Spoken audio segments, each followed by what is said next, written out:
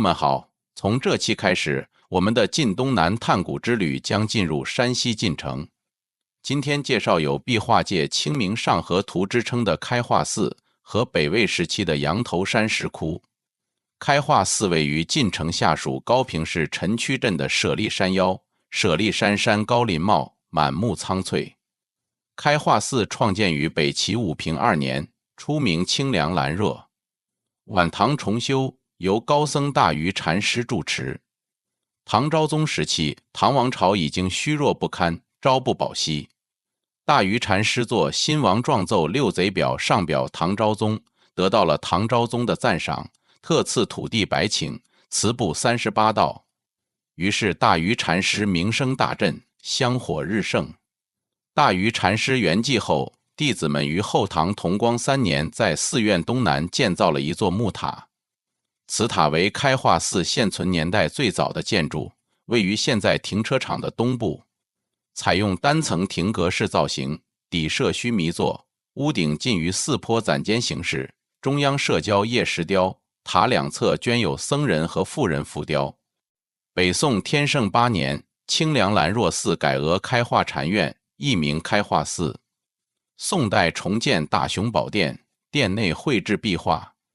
金代建观音阁，元明清各代屡有修葺，始成今日规模。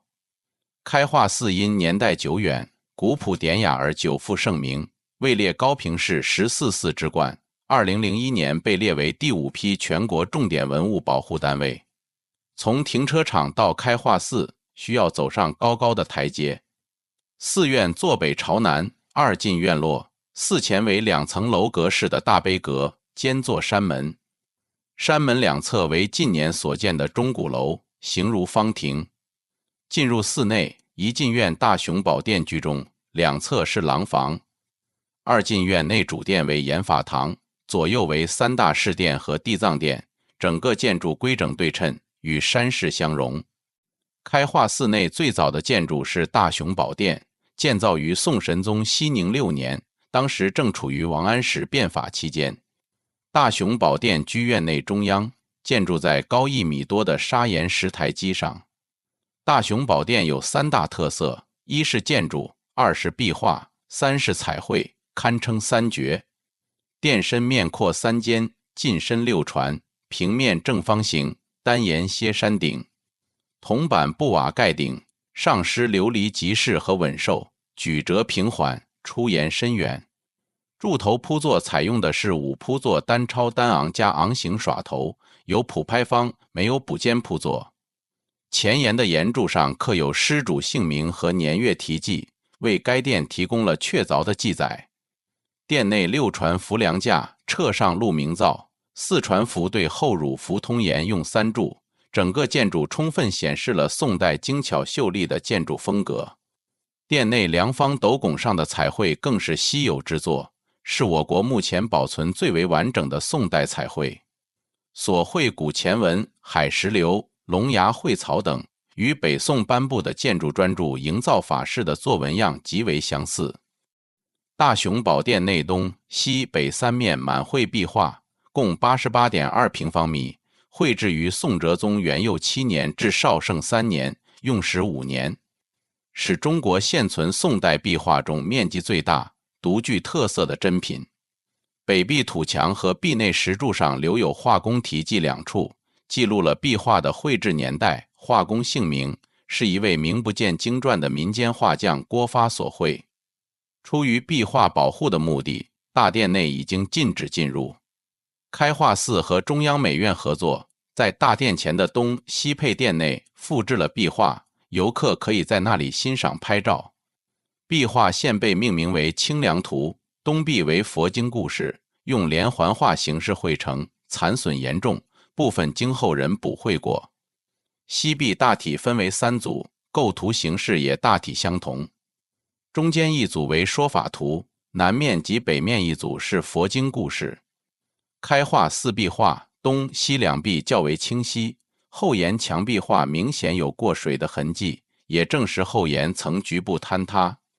开化寺壁画人物，众佛之外，还会有渔翁、织女、官吏等各色人物人体修长，面貌清秀，衣饰华美。